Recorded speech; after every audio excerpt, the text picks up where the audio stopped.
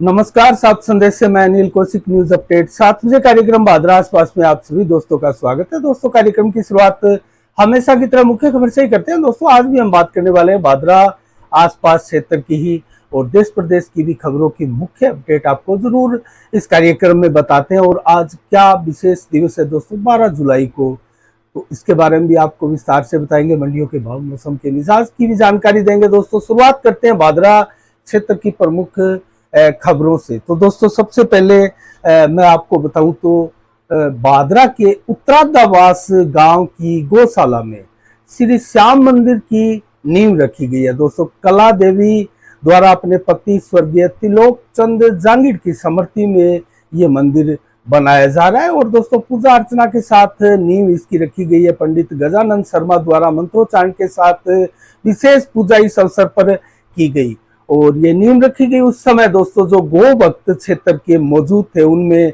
गौ सेवा समिति के जो तहसील अध्यक्ष है जयवीर सरेवा, इसके अलावा राजेश जांगीड़, सुरेश बेनीवाल, जगदीश कसवा, राम सिंह छापोला के अलावा कृष्ण कुमार दैया और राम सिंह आदि अनेक गौ भक्त थे, जिन्होंने इस मंदिर निर्माण की नींव दोस्तों रखी गई। इस अवसर पर गौशाला सेवा समिति के अध्यक्ष राजकुमार कारगवाल, सचिव मदन लाल कसवा के अलावा दोस्तों प्रेम कुमार, शेर सिंह, भूप सिंह और इंदर जांगीड़, रोहतास कुमार आदि अनेकों सदस्य थे, जिन्होंने दानदाताओं का सम्मान किया। और ग्रामीणों ने दोस्तों इस अवसर पर इन दानदाताओं की खुलकर तहे दिल से प्रशंसा भी की गई। दोस्तों, इसके अलावा अन्य खबरों की ओर रुख करें तो हाथीपुरा बास में, भादरा का जो हाथीपुरा बास है, वहां भी एक धर्मशाला का निर्माण भी पूर्व में करवाया गया था इसी समाज सेवी परिवार द्वारा। और इसी समाज सेवी परिवार द्वारा वर्तमान में श्री श्याम मंदिर की नींव आज रखी गई दोस्तों। और ये परिवार है दोस्तों ताना राम जी स्वामी का परिवार है दोस्तों, जो कि पूर्व प्रधानाचार्य, रिटायर्ड प्रधानाचार्य है और जिन्होंने अपनी सेवा जो है अंतिम समय में छोटा किराड़ा अर्थात निमलाई गांव में अपनी सेवाएं पूरी करके वो आए हैं। और अपने पूर्वजों की याद में, स्मृति में दोस्तों, उन्होंने पूर्व में भी धर्मशाला का निर्माण करवाया और अब वो श्री श्याम मंदिर की नींव आज रखकर उसके निर्माण का जिम्मा उन्होंने संभाला है। और पंडित सीताराम जी शास्त्री द्वारा मंत्रोच्चारण के साथ इस मंदिर की भी नींव दोस्तों रखी गई और हाथीपुरा में बन रहा है ये भव्य श्री श्याम मंदिर दोस्तों। इसके अलावा गांव सागड़ा में दोस्तों वर्तमान में मानसून चल रहा है, लेकिन मानसून के तहत भी कुछ गांव ऐसे हैं जो अभी बरसात से वंचित है और उन्हीं गांवों में आता है एक भादरा तहसील का सागड़ा गांव, जहां अभी बरसात मानसून की नहीं हुई है। और दोस्तों, ग्रामीणों ने मिलकर बरसात को लेकर इंद्र भगवान को, जो कि बरसात का देवता उनको माना जाता है, उनके लिए एक यज्ञ हवन किया गया और ग्रामीणों ने आहुति दी दोस्तों इस यज्ञ में, हवन में, ताकि गांव में बरसात और किसानों को जो है किसानों के चेहरे पर खुशहाली आए। इसके अलावा दोस्तों, महाराजा अग्रसेन चौक के लिए स्थान आवंटित करने को लेकर क्षेत्र के सभी व्यापारी गण और अग्रवाल समाज के लोग और स्थानीय अग्रवाल सेवा समिति के सानिध्य में विधायक बलवान पूनिया से भी मिले और तहसीलदार महोदय से भी मिले और मुलाकात करके दोस्तों अग्रवाल चौक के लिए स्थान चिन्हित कर भूमि देने की बात जो है इनके द्वारा की गई। और दोस्तों, इसको लेकर विधायक बलवान पूनिया ने उनको आश्वस्त भी किया है। इसके अलावा दोस्तों, गोगा मेडी सेवा ट्रस्ट द्वारा संचालित अपना घर अनाथ आश्रम में कल जो रक्तदान शिविर आयोजित किया गया पंचकुला धर्मशाला में, उसमें दोस्तों 62 यूनिट रक्तदान एकत्रित संग्रह अर्थात किया गया। और इसमें स्टेशन अधीक्षक तुलसा राम जी, विक्रम सिंह लखोटिया, वैद्य विनोद सारण के अलावा दोस्तों विनोद कुमार, सुनील स्वामी और भूप सिंह, मनोज गोयल आदि अनेकों शख्स इसमें शामिल हुए। और दोस्तों, विनोद खन्ना जो कि धानका समाज के प्रदेशाध्यक्ष भी है। तो दोस्तों, यहाँ बड़ी संख्या में युवाओं ने भाग लिया, लेकिन 62 यूनिट रक्तदान इसमें हुआ था। और कल एक रक्तदान शिविर का आयोजन दोस्तों विवेकानंद ब्लड बैंक में भी आयोजित किया गया था। और जिला स्थापना के अवसर पर भी मैं आपको बताऊं तो 12 जुलाई आज ही के दिन 1994 को नया जिला बना था हमारा हनुमानगढ़ जिला, और ये राजस्थान का दोस्तों 29वां जिला था। और आज धूमधाम से हमारे पूरे हनुमानगढ़ जिले में स्थापना दिवस का आयोजन किया जा रहा है, और सभी तहसील उपखंड मुख्यालयों पर अनेकों कार्यक्रम आयोजित इस अवसर पर दोस्तों किए जाते हैं। इसके अलावा दोस्तों कल 13 जुलाई को गुरु पूर्णिमा का दिन है, और इस दिन अपने गुरुओं की सेवा करने, उनका आशीर्वाद लेने की रिवाज है, उनकी पूजा अर्चना करने का रिवाज है। और दोस्तों भादरा के परबल जी कुटिया और रामतलाई आश्रम में बड़े कार्यक्रम हर वर्ष गुरु पूर्णिमा के उपलक्ष्य में आयोजित किए जाते हैं। रामतलाई आश्रम में तो दोस्तों विशाल भंडारा लगता है इस अवसर पर, और बड़ी संख्या में भक्तजन एकत्रित होकर गुरु का आशीर्वाद लेते हैं। और दोस्तों प्रबल जी की कुटिया में भी इस वर्ष शानदार आयोजन होने जा रहा है। तो प्रातः 4 बजे से प्रारंभ होगा इसका गुरु पूर्णिमा का मुहूर्त दोस्तों, और 4 बजे प्रातः प्रारंभ होकर गुरु पूर्णिमा जो है वो अगले दिन अर्थात 14 जुलाई तक 12:06 तक दिन में चलेगी दोस्तों। तो ये है, और शुभ मुहूर्त के अंदर गुरु का आशीर्वाद लेना बहुत ही पुण्यकारी माना जाता है। अब दोस्तों हम बात करेंगे क्षेत्र में रामलीलाओं का दौर वापस आने लगा है। 2 साल कोरोना काल के बहुत ही मुश्किल कठिन व्यतीत होने के बाद में दोस्तों अब सभी रामलीलाओं का संभवतः मंचन आसपास के सभी कस्बों में, देहात में और जहां जहां रामलीलाओं का मंचन होता है दोस्तों वो पुनः मंचन आपको देखने को मिल सकता है। और बादरा में भी जो सबसे बड़ी रामलीला है, रामलीला समिति दोस्तों, उसकी एक बैठक हुई थी, उसमें कार्यकारिणी का भी विस्तार किया गया। और व्यापक विचार विमर्श के बाद 2 साल कोरोना काल में बंद रहने के बाद इस वर्ष भव्य रामलीला का आयोजन करने की सर्वसम्मति बनी। और दोस्तों इसी को लेकर सभी कलाकार, पदाधिकारी और सदस्य जो है इसको लेकर कार्य में अब जुट चुके हैं। जोर शोर से तैयारियां प्रारंभ हो गई है। और दोस्तों 22 सितंबर 2022 से रामलीला का मंचन होगा। 22 सितंबर अभी समय पड़ा है, लेकिन इसी 20 जुलाई से रामलीला के मंचन को लेकर रिहर्सल जो कलाकारों की होती है वो रिहर्सल प्रारंभ हो जाएगी। इसी 20 जुलाई से जो रामलीला का भवन है उसमें रिहर्सल विधिवत रूप से कंटिन्यू चलेगी। और इस रिहर्सल में दोस्तों जो नए कलाकार जुड़ते हैं, आते हैं, उनको जो डायरेक्टर्स होते हैं, इस वर्ष जो कार्यकारिणी का विस्तार किया गया है इसमें जो डायरेक्टर के पद है दोस्तों वो दारा सिंह सोनी जो कि पार्षद भी है, और इसके अलावा राजू डिम्पल जो कि विख्यात डायरेक्टर है, उन्होंने 25 वर्ष से अधिक रावण का किरदार भी भादरा की इसी रामलीला में अदा किया है, बेहतरीन अदाकार है। और इसके अलावा ब्रजलाल स्वामी जिन्होंने भादरा का सर्वश्रेष्ठ मेघनाथ का पार्ट अदा किया था और अब वो डायरेक्टर के पद पर है। और पवन भार्गव दोस्तों सदैव इनके द्वारा जो चाची ताड़का का भयानक दृश्य आप लोग देखते होंगे, उसका किरदार उन्होंने बेहद शानदार तरीके से इस रामलीला में अदा किया है। तो ये चारों दारा सिंह सोनी, राजू डिम्पल, ब्रजलाल स्वामी और पवन भार्गव ये डायरेक्टर है। इनके सानिध्य में नए कलाकारों का उदय होगा और नए कलाकारों को तराश कर ये एक परिपूर्ण कलाकार के रूप में रामलीला के मंचन के ऊपर स्थापित करते हैं और वो अपने अभिनय का जोहर लोहा क्षेत्र के लोगों के बीच में मनाता है। और दोस्तों उसका बाद में आगे चलकर उसका नाम भी होता है। और उसमें कलाकारी को लेकर दोस्तों ये एक ऐसी चीज है, ये कला जो अभिनय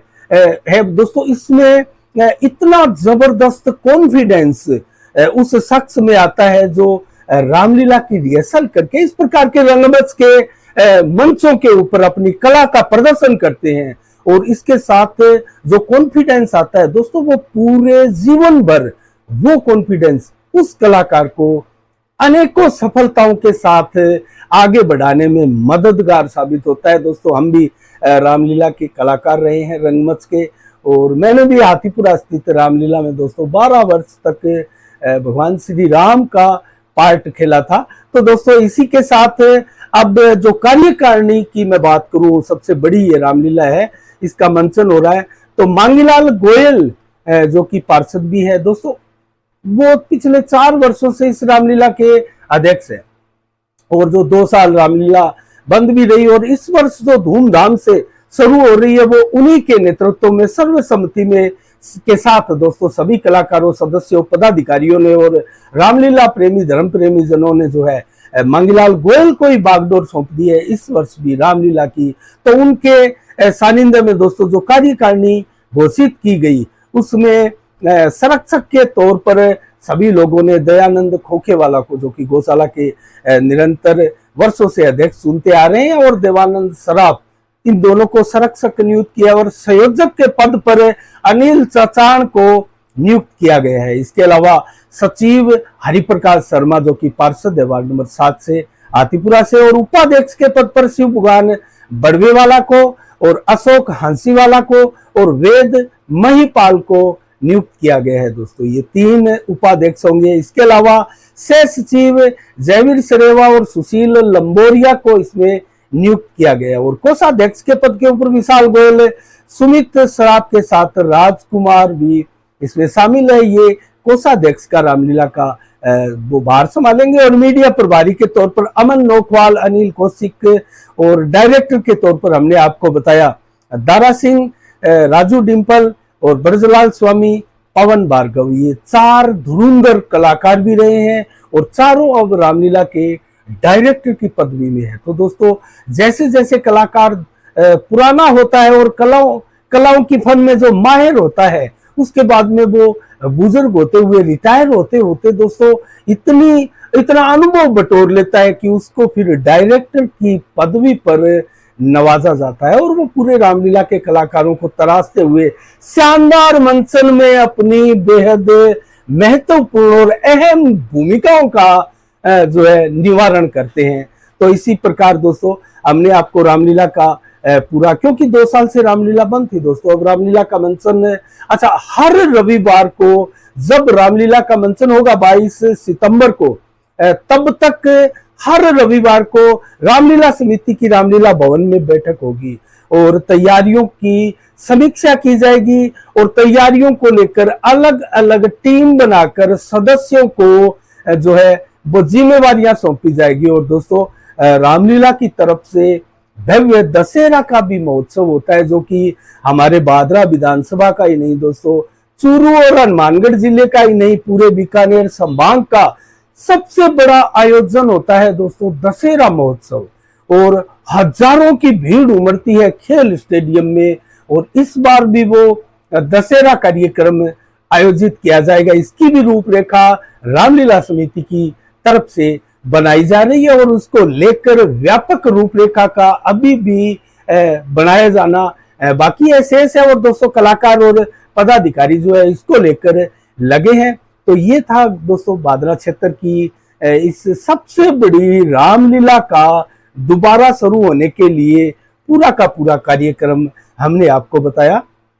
इसके अलावा दोस्तों मंडियों के भाव, मौसम के मिजाज भी हम आपको बताएंगे, लेकिन एक बार हमने पीछे 3-4 दिन पहले एक समीक्षा की थी दोस्तों विधायकों की पेंशन को लेकर, कितनी पेंशन विधायकों को मिलती है। दोस्तों, आज हम संक्षिप्त रूप में बात करेंगे, ज्यादा लंबा चौड़ा बखान आपको नहीं बताएंगे, लेकिन आज हम बात करते हैं दोस्तों देश के विभिन्न राज्यों में जो विधायकों को सैलरी मिलती है वो कितनी मिलती है, और क्या वो जायज है, क्या उसमें किसी प्रकार से चेंजिंग करनी चाहिए, किसी प्रकार का नया संशोधन बिल लेकर जो जनता के ऊपर बोझ है, एक प्रकार से सरकारों के ऊपर बोझ है, वो बोझ कुछ सरकार को कम करना चाहिए। दोस्तों, समय आ गया, और हमने भी एक अभियान साफ संदेश भारत के माध्यम से चलाया कि अब विधायकों और सांसदों की जो सैलरी और पेंशन वगैरह होती है उसमें कुछ कटौती की जाए जो अनावश्यक रूप से है। और दोस्तों राज्यों की तुलना मैं आपको एक विस्तार से बताऊं तो दोस्तों सभी स्टेट की राज्यों की विधायकों की सैलरी मैं बता देता हूं दोस्तों। सबसे ज्यादा भारत में जो सैलरी देने वाला विधायकों को राज्य है वो है तेलंगाना।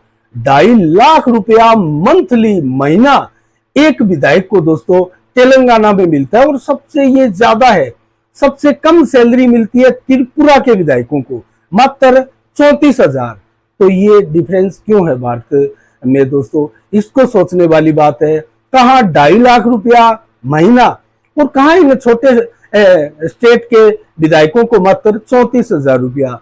क्या इसके ऊपर डिपेंड है दोस्तों? बेशक इसके ऊपर जो राज्यों की इकोनॉमी होती है, आर्थिक तंत्र होता है राज्यों का, वो डिपेंड, उसके ऊपर डिपेंड ये होता है। लेकिन इसके लिए कोई संविधान, कोई कानून, कोई ऐसा पैमाना जरूर होना चाहिए दोस्तों। जनता की ये मांग है। तो मैं जल्दी से आपको बताऊं, तेलंगाना में सबसे ज्यादा 2.5 लाख, महाराष्ट्र में 2,32,000, दिल्ली में 2,10,000 एक विधायक को मिलता है। ये विधायकों की जो सैलरी है वो बता रहा हूं मैं दोस्तों। उत्तर प्रदेश में 1,87,000। सभी ये इसमें जो भत्ते हैं और जो विभिन्न तरह के भत्ते, बिल आदि सुविधाएं मिलती है वो सारी इंक्लूड है और उसको सभी को मिलाकर जो है ये सैलरी बनती है। तो उत्तर प्रदेश में 1,87,000, जम्मू कश्मीर में 1,60,000, उत्तराखंड में 1,60,000, आंध्र प्रदेश में 1,30,000, जबकि हिमाचल प्रदेश में 1,25,000 और राजस्थान में भी 1,25,000, अर्थात हम राजस्थान को 8वें नंबर पर मान सकते हैं।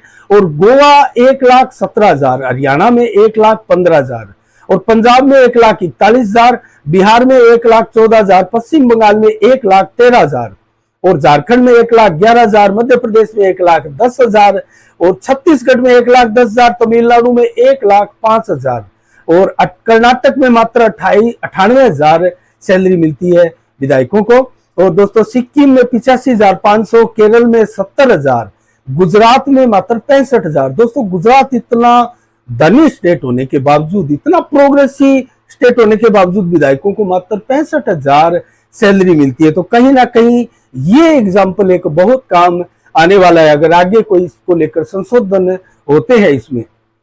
दोस्तों उड़ीसा में 62,000 सैलरी मिलती है विधायकों को, मेघालय में 59,000, पांडुचेरी में 50,000, अरुणाचल प्रदेश में 49,000, जबकि मिजोरम में 47,000, असम में 42,000, मणिपुर में 37,000, जबकि नागालैंड में 36,000 और त्रिपुरा में हमने बताया आपको सबसे कम 34,000 सैलरी मिलती है विधायकों को। सांसदों को कितनी सैलरी मिलती है दोस्तों, ये भी सवाल आपके जहन में आया होगा। 2020 में एक संशोधन हुआ था दोस्तों, उसके बाद में, उससे पहले सांसदों की सैलरी कम थी, उसके बाद में 30% वेतन में जो कटौती की गई दोस्तों, उससे पहले ज्यादा मिलती थी। 30% कटौती की गई सांसदों की सैलरी में 2020 में, अर्थात ये जो मोदी सरकार है उन्होंने ये कटौती करके 30% सांसदों की वेतन में कटौती की है। अब कितनी मिलती है, पहले कितनी मिलती थी दोस्तों? ये एक्ट 1992 था जिसमें संशोधन किया गया था। तो 1992 के एक्ट में संशोधन करने के बाद में जो 30% कटौती होती है, उसके बाद में अब वेतन क्या मिलता था? पहले 1 लाख रुपया वेतन मिलता था सांसदों को, अब दोस्तों 70,000 रुपया मिलता है, अर्थात 30% कटौती के साथ। निर्वाचन भत्ता 70,000 रुपए, अब मिलता है 49,000 रुपए। और कार्यालय भत्ता 60,000 रुपए मिलता था पहले, अब मिलता है 54,000। जो पहले 2,30,000 एक सांसद को सैलरी के तौर पर सभी भत्तों को मिलाकर मिलते थे, वो 1,73,000 मिलता है, अर्थात तेलंगाना के विधायक से काफी कम, बहुत कम।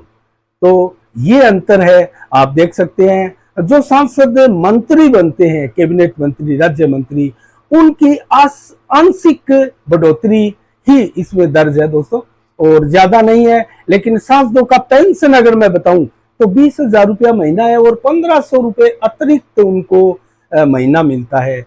और फ्री यात्रा, मेडिकल, कैंटीन आदि अनेकों सुविधाएं ये विधायकों को भी मिलती है और ये सांसदों को भी मिलती है। और विधायक का पेंशन दोस्तों, विधायक का पेंशन राजस्थान में बताएं तो 35,000 है 5 वर्ष पूरे करने पर। अगर 10 वर्ष पूरे कोई विधायक करता है तो राजस्थान में उसको 43 हजार रुपए मिलते हैं। और राजस्थान की पेंशन की बात करें तो 35 करोड़ रुपया खर्चा हर महीना राजस्थान में विधायकों की पेंशन को देने में होता है दोस्तों। और एक बार जो 5 वर्ष के लिए विधायक बन गया वो 35,000 पेंशन पाता है और प्रति वर्ष 1,600 रुपए अतिरिक्त पेंशन उसको मिलती है। तो कुल मिला के 70 वर्ष की उम्र में 20% उसमें वृद्धि होगी और 80 वर्ष की उम्र में उसमें 30% वृद्धि होगी। तो आप देख सकते हैं कितना भार पड़ता है जनता पर, सरकार पर और राज्य सरकारों पर। दोस्तों 2 बार 10 वर्ष विधायक बनने पर 43,000 हर माह मिलते हैं, हमने आपको बताया। इसके अलावा मेडिकल सुविधा, ट्रेवल्स सुविधा और एक व्यक्ति साथ ले जाने की भी सुविधा इसमें मिलती है। ट्रेवल्स आप कहीं भी विधायक करते हैं। 1 वर्ष में 1 लाख तक की यात्रा का कोटा होता है, जो अगर आपने पूरा नहीं किया तो वो अगले वर्ष में आपके जुड़ जाता है। अर्थात अगर आपने 50,000 ही कोटा पूरा किया है 1 लाख की बजाय, तो आपको अगले वर्ष 1.5 लाख का आपका कोटा हो गया, तो वो 1.5 लाख आप पूरे कर सकते हैं, यात्राएं कर सकते हैं। तो ये लगभग कार्यालय भत्ता, फोन भत्ता आदि अनेकों चीजें इसमें शामिल है दोस्तों। ये चीजें भी विधायकों को मिलती है। और 570 करीब पूर्व विधायक है राजस्थान में दोस्तों, जिनको मैंने आपको पहले ही बताया 35 करोड़ रुपया हर माह मिलता है। तो गुजरात की अगर बात करें तो दोस्तों गुजरात में पेंशन नहीं मिलती और इलाज मुफ्त मिलता है, मुफ्त यात्रा भत्ता आदि जो अन्य विधायकों को मिलता है वो मिलता है, लेकिन गुजरात में विधायकों को पेंशन नहीं मिलती। ये कितना बड़ा शानदार एग्जाम्पल है गुजरात स्टेट का हमारे भारत में दोस्तों। और हर विधायक 1 वर्ष में अपने विधानसभा क्षेत्र में कितना काम करवा सकता है, किस प्रकार के विकास कार्य कितनी मात्रा में जो करवा सकता है और कितना इसके लिए फंड मिलता है दोस्तों। 2 करोड़ 25 लाख के कार्य एक विधायक 1 वर्ष में हर वर्ष करवा सकता है। हर वर्ष 2 करोड़ 25 लाख के विकास कार्य विधायक करवा सकता है। अर्थात 5 वर्ष में ये राशि दोस्तों 11-12 करोड़ होती है। और दोस्तों इतने के विकास कार्य हर विधायक अपने क्षेत्र में करवा सकता है, 2.25 करोड़ के कार्य हर वर्ष। तो इसके अलावा दोस्तों सैलरी देश में मैं आपको जल्दी से बताऊं तो सबसे ज्यादा राष्ट्रपति की सैलरी हमारे देश में होती है। 5 लाख की सैलरी राष्ट्रपति को मिलती है। राष्ट्रपति से ऊपर सैलरी विधिवत रूप से किसी को भी भारत में नहीं मिलती है कर्मचारी को। उपराष्ट्रपति को 4 लाख मिलती है, जबकि प्रधानमंत्री जो कि सत्ता का, पावर का एक केंद्र होता है दोस्तों, हमारे भारत में राष्ट्रपति के पास इतने पावर नहीं होते जितने प्रधानमंत्री के पास पावर होते हैं। लेकिन प्रधानमंत्री को सैलरी कितनी मिलती है? 1 लाख रुपया। और कैबिनेट मंत्री को कितनी मिलती है? 1 लाख रुपया। अर्थात प्रधानमंत्री और कैबिनेट मंत्री में कोई फर्क नहीं है सैलरी में। राज्यपाल को कितनी सैलरी मिलती है दोस्तों? 3,50,000 रुपया राज्यपाल को। अर्थात राज्यपाल को प्रधानमंत्री से भी ज्यादा सैलरी मिलती है, क्योंकि ये संवैधानिक पद है। और दोस्तों ये राजनीति से परे ऊपर उठकर ये पद होते हैं, राष्ट्रपति और राज्यपाल आदि के पद। चीफ जस्टिस को कितनी सैलरी मिलती है भारत में? एक चीफ जस्टिस को 2,80,000 रुपए की सैलरी मिलती है दोस्तों भारत में। और विधायकों की सैलरी भत्ता राज्यवार विवरण में आपको बताऊं तो 3 लाख का यात्रा भत्ता विधायकों को मिलता है दोस्तों। रेल, हवाई, पोत, स्टीमर आदि इनमें विधायक जो है वो यात्रा कर सकते हैं। सड़क मार्ग से उनको 10 रुपया पर किलोमीटर के हिसाब से अलग से मिलता है, अगर वो सड़क मार्ग से यात्रा करते हैं तो। और इसके अलावा 80,000 पूर्ण वर्ण सुविधा भी उनको अलग से मिलती है सैलरी, जैसे 40,000 प्रति माह, निर्वाचन भत्ता 70,000 प्रति माह और गृह किराया जो घर का किराया है वो भी 30,000 प्रति माह, टेलीफोन का 2,500 रुपया प्रति माह। और इसके अलावा अन्य जो 70 का जो अधिवेशन होता है दोस्तों उसका भी भत्ता मिलता है। 2,000 रुपए प्रतिदिन के मिलते हैं। प्रत्येक 70 में इस प्रकार भाग लेते हैं तो 2,000 रुपया डेली प्रतिदिन के विधायकों को मिलते हैं। और जो विधानसभाओं की तरफ से या सरकार की तरफ से समितियों की बैठक होती है उसमें भी उनको 2,500 रुपए पर बैठक के पर दिन के लिए मिलते हैं। तो ये इतना कुछ हमारे सांसदों को, विधायकों को दोस्तों देश में मिलता है। और कैसी लगी है समीक्षा आपकी, कमेंट करके जरूर हमें बताइएगा। आप जल्दी से मैं आपको आज 12 जुलाई को क्या विशेष दिवस है इसके बारे में बताता हूँ। दोस्तों फिल्मी अभिनेता राजेंद्र कुमार, जिसको सदाबहार फिल्मी अभिनेता भी बोलते हैं और जुबली कुमार भी बोलते हैं, क्योंकि 25 सिल्वर जुबली फिल्में इन्होंने भारत में फिल्मी दुनिया में दी थी। तो उनका 1999 में जन्म हुआ था, माफ कीजिएगा, उनका 1999 में निधन हुआ था। वो 71 वर्ष के उस समय थे।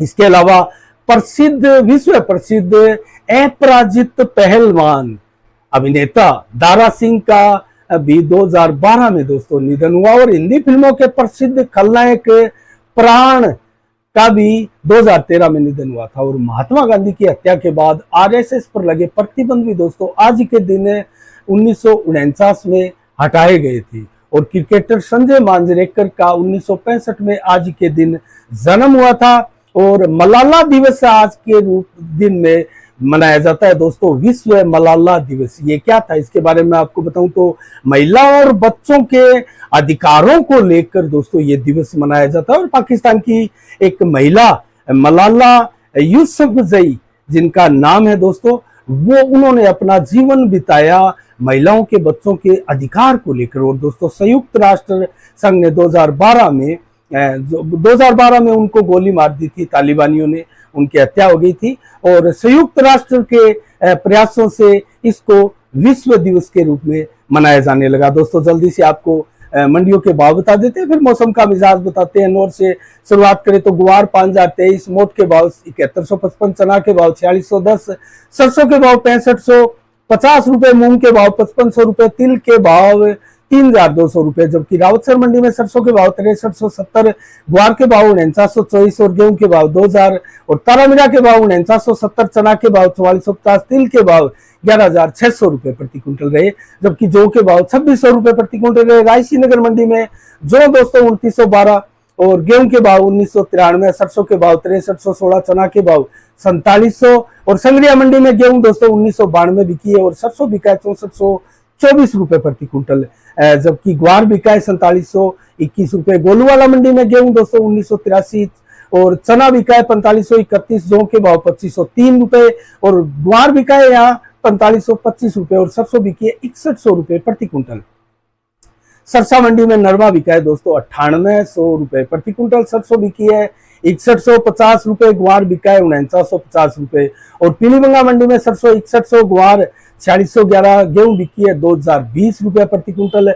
आदमपुर मंडी में ग्वार बिका है दोस्तों 5031, चना बिका है 4500 और सरसों बिकी है 6422 रुपए प्रति क्विंटल, नरमा बिका है 9900 रुपए प्रति क्विंटल। जबकि एलनाबाद मंडी में ग्वार बिका है दोस्तों 4900 रुपए, सरसों बिकी है 6291 रुपए प्रति क्विंटल, चना बिका है 4600 रुपए, नरमा बिका है 9700 रुपए प्रति क्विंटल। तो ये रहे मंडियों के भाव दोस्तों। अब जल्दी से मौसम का मिजाज बताए तो आज 12 जुलाई को 36 से 37 डिग्री टेम्परेचर दिन भर रहा दोस्तों। 100% बादल छाए रहे, 0.3 mm बरसात भी आसपास आपको बूंदाबांदी के रूप में दिखाई दी। 11 से 14 किलोमीटर की रफ्तार से हवाएं चली, लेकिन शाम को 35 से 36 डिग्री टेम्परेचर दोस्तों रहेगा। 100% बादल छाए रहेंगे, बरसात की संभावनाएं नहीं है, बूंदाबांदी हो सकती है। मौसम में बादलों का जो जमावड़ा है और उसके चलते। और 23 जुलाई को कल कैसा रहने वाला है मौसम, 31 से 35 डिग्री टेम्परेचर दिन में और 35 से 37 डिग्री मैक्सिमम कल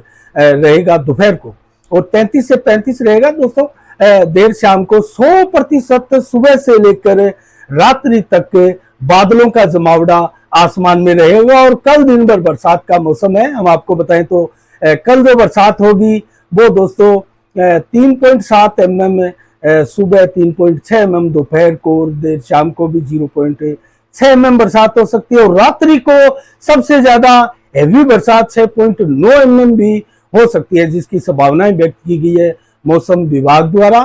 तो हवाएं तेज नहीं चलेगी, लेकिन बरसात दिन भर आ सकती है। तो दोस्तों आज के लिए इतना ही। कल ठीक शाम 7 बजे फिर आपसे रूबरू होंगे नई खबरों के साथ, नई समीक्षा के साथ। तब तक के लिए आप अपना बहुत बहुत ख्याल रखिएगा, मुझे दीजिएगा इजाजत। सात संदेश से मैं अनिल कौशिक, नमस्कार, जय भारत, जय जय राजस्थान।